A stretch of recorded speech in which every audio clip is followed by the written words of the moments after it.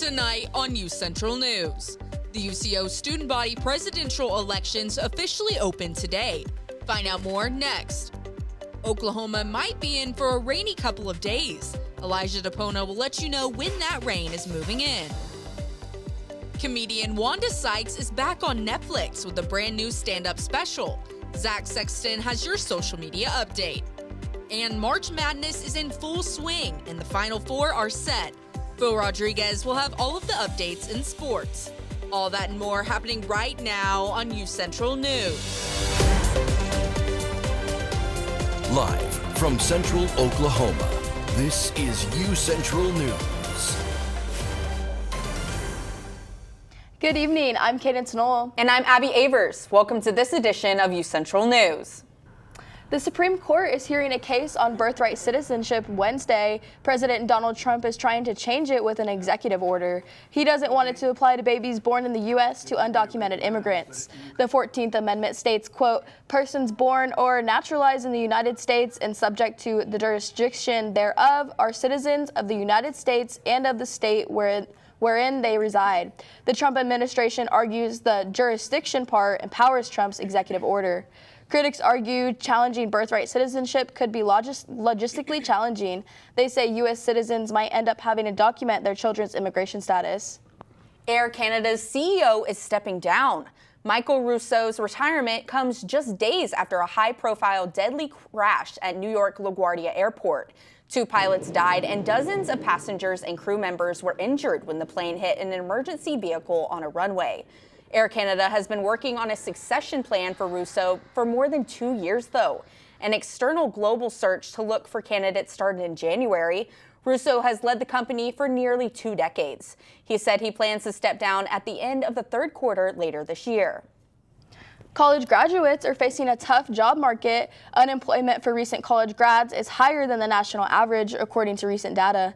In today's Consumer Watch, Jenny Sullivan has tips on how students can stand out to employers. Graduating college is a major milestone as students start a new life chapter. But it can also be a challenging time if you're looking for a job. Every year when we see individuals coming out of school, there's a high level of stress. Dawn Fay with business consulting firm Robert Half says it can be a tough transition for graduates entering the job market. The most recent data shows unemployment rates for recent college graduates ages 22 to 27 with a bachelor's degree is 5.6%.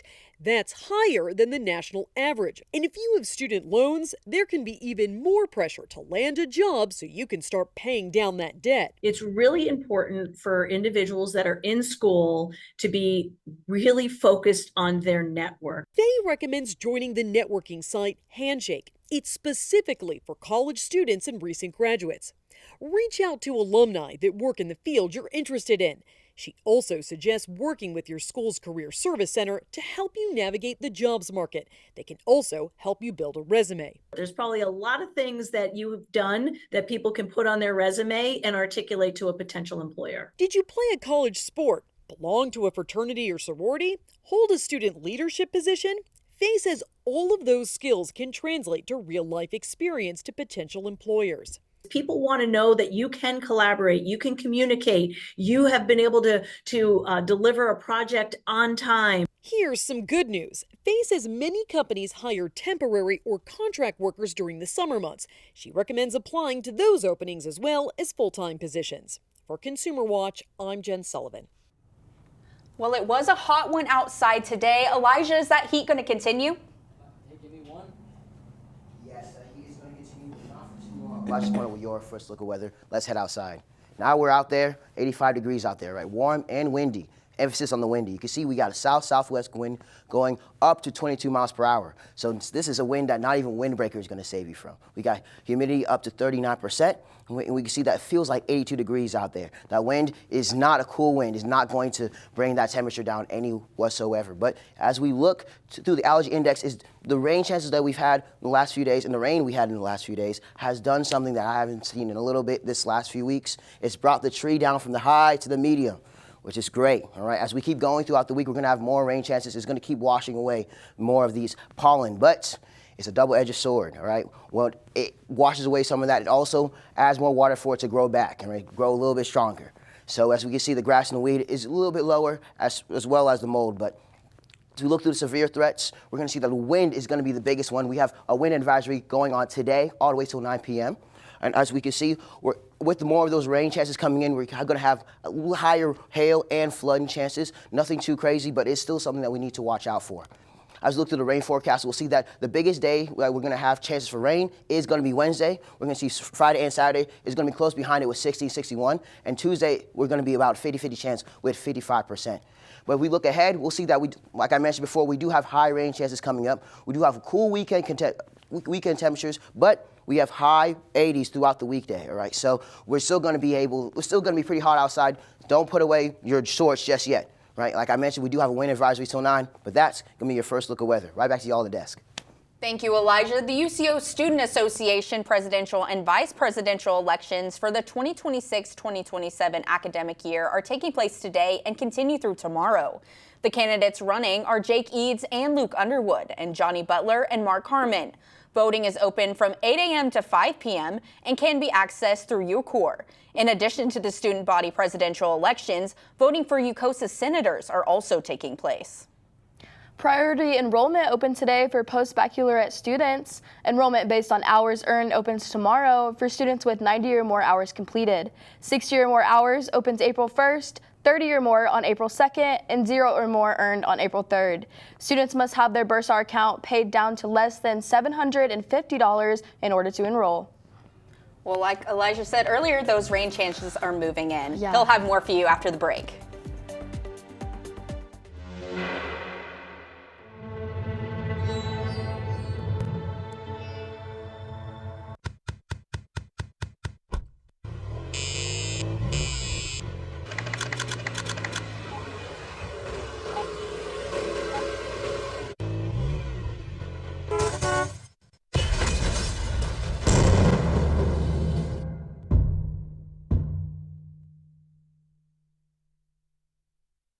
It's time to explore, to come out and play.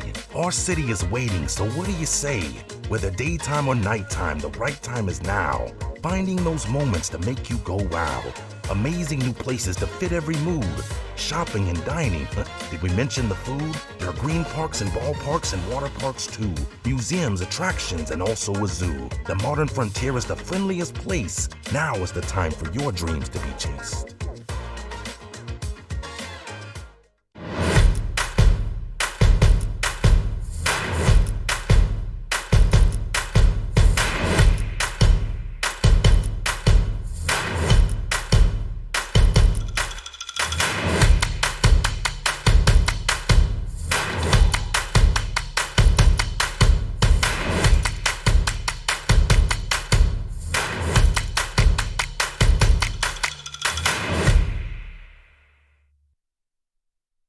It's the Roadway Replay.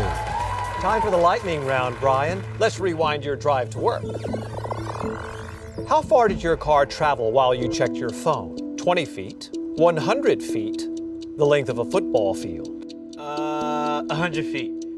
Oh, sorry, Brian. In just 3 seconds on the highway, your car traveled the length of a football field. Distracted driving? It's no game.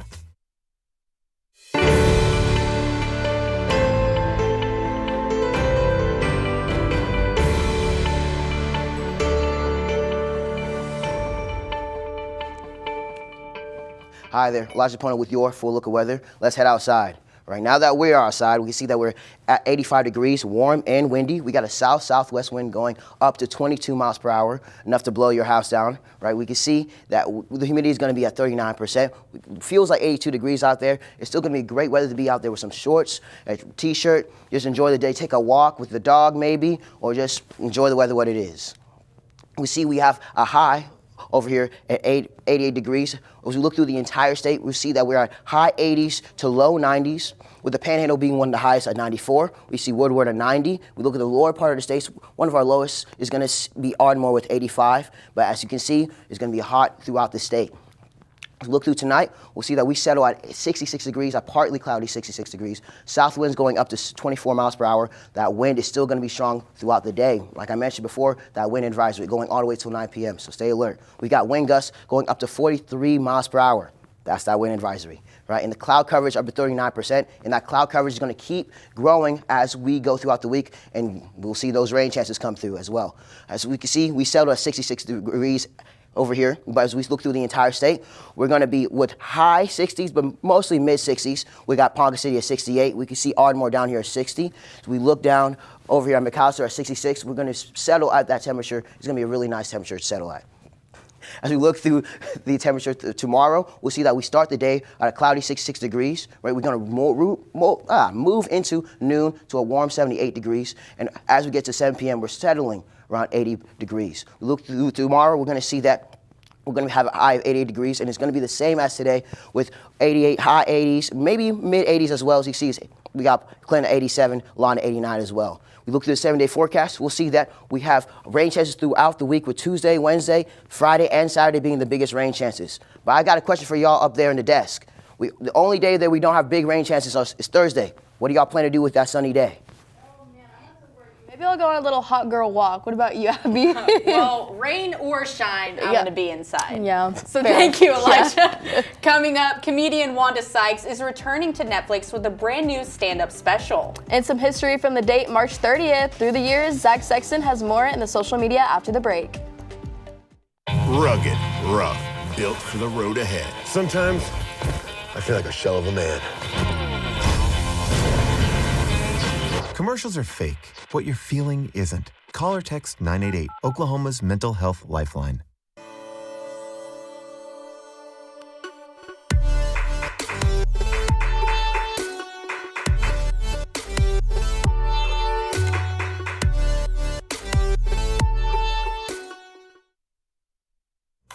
Emma, did you hear?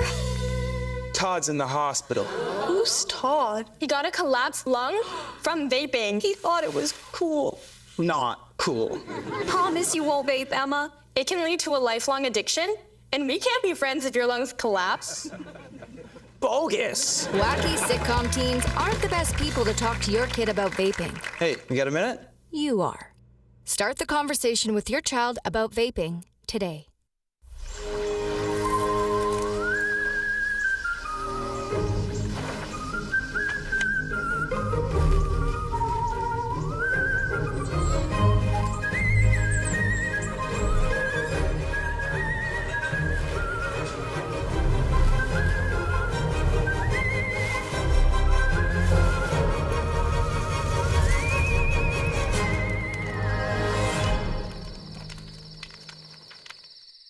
The University of Central Oklahoma grows and thrives.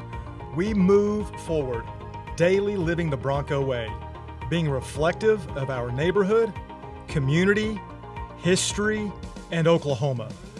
This is what has made us who we are. Oklahoma's Metropolitan University, the third largest university in Oklahoma. This is where movement is. This is the University of Central Oklahoma.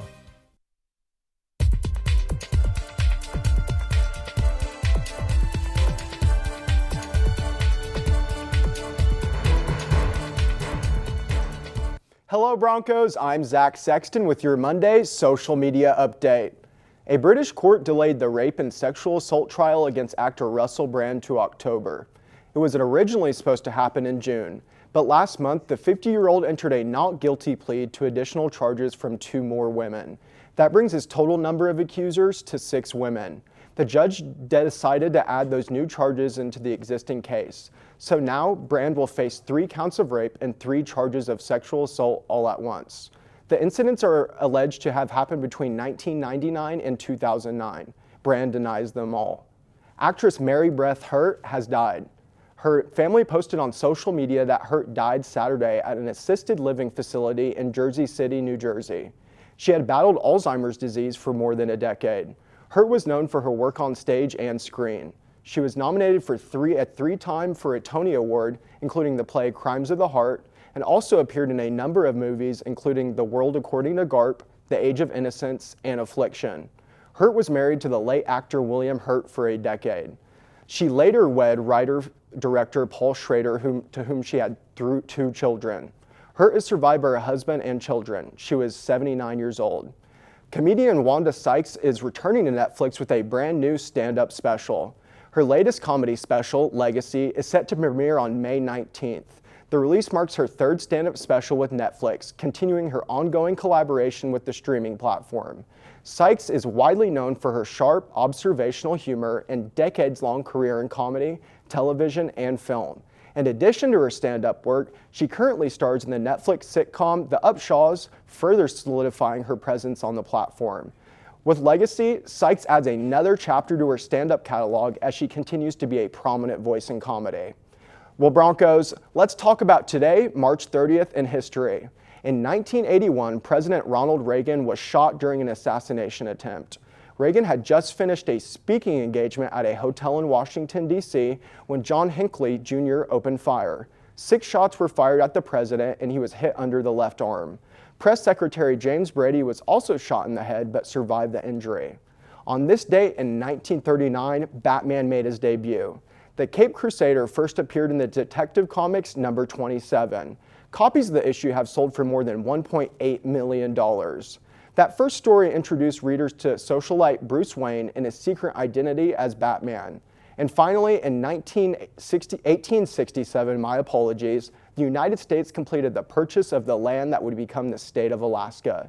The government agreed to pay Russia $7.2 million for the territory. Alaska would become the 49th state in January in 1959.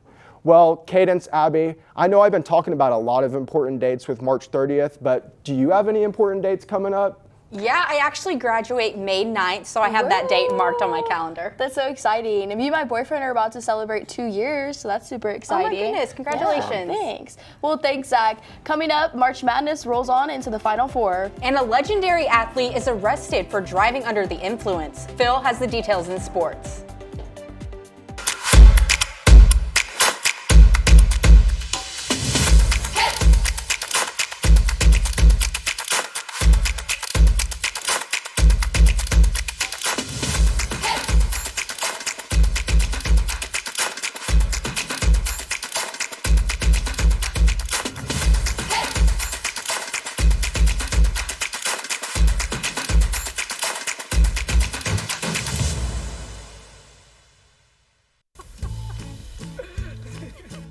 Sometimes it makes everything funny. Sometimes it's nothing to laugh about. Weed. It's funny like that. And unlike alcohol, with marijuana, there's no legal limit. So even if you don't feel high, you could get a DUI. No matter how much weed you've had, don't get behind the wheel, because driving impaired is illegal. And that's no joke.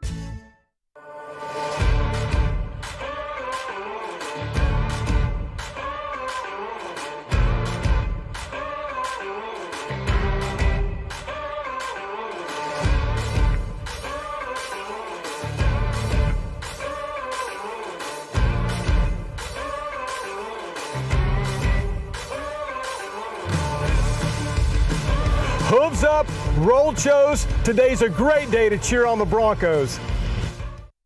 Welcome back to the Pain Train. Okay, Sean, here's your final question. A train hitting your car is the same as your car hitting a boulder, a brick wall, or a soda pop can.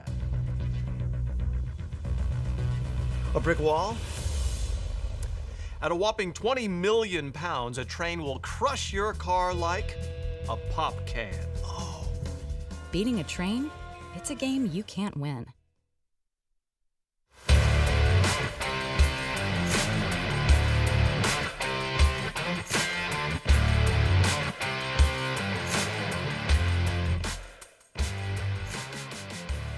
Happy Monday, everybody. I'm Phil Rodriguez. After a mad weekend of March Madness, it's time to recap.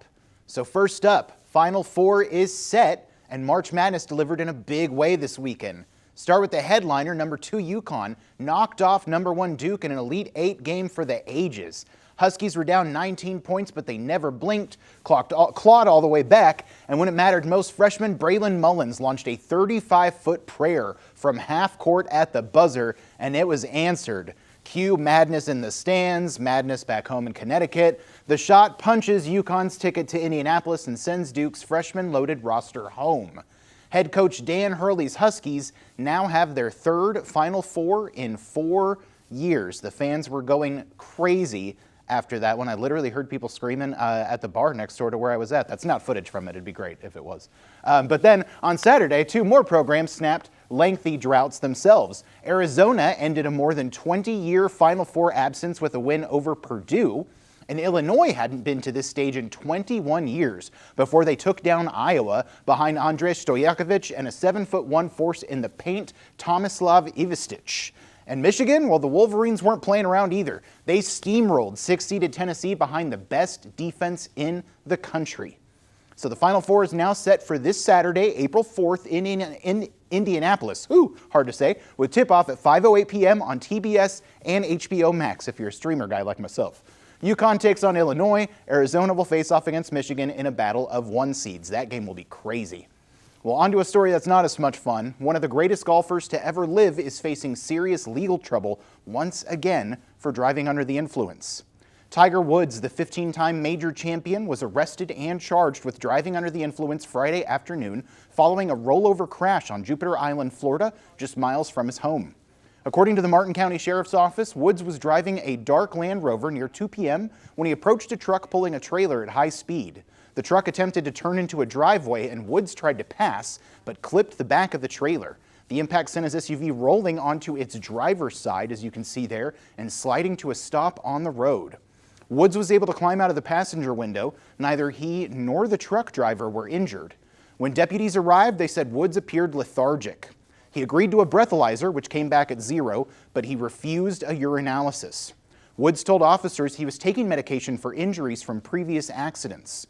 Sheriff John Budensek said at a press conference that investigators believe impairment was caused by medication, but without the urine test, he said, quote, "We will never get definitive results."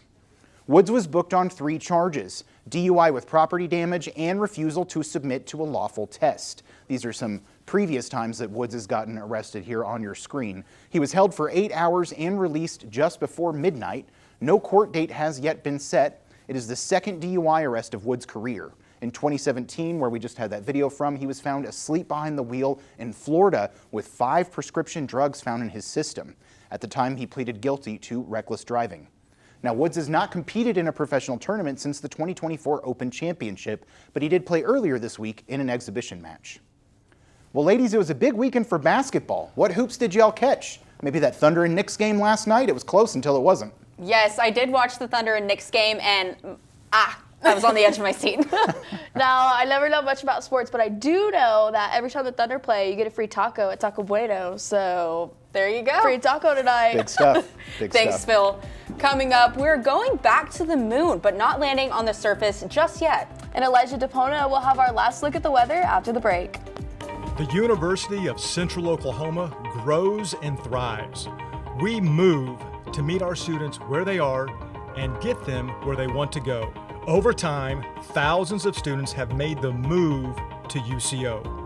They come to pursue their passions and find their calling, to improve their lives, families, and communities. UCO moves and motivates students in and out of the classroom. Here, potential takes flight. Our students' curiosity ignites a spark that fuels transformation. Oklahoma's Metropolitan University, the university that hasn't stopped moving since 1890. In fact, we are gaining momentum. This is where movement is. This is the University of Central Oklahoma.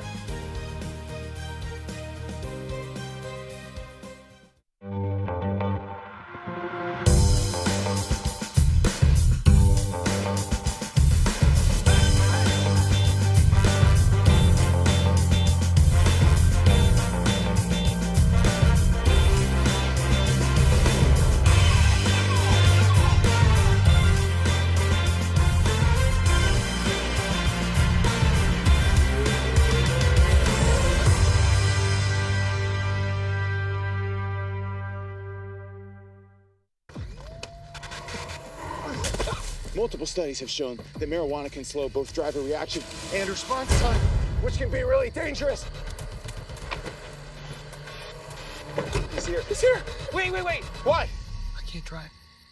Why? My. Oh.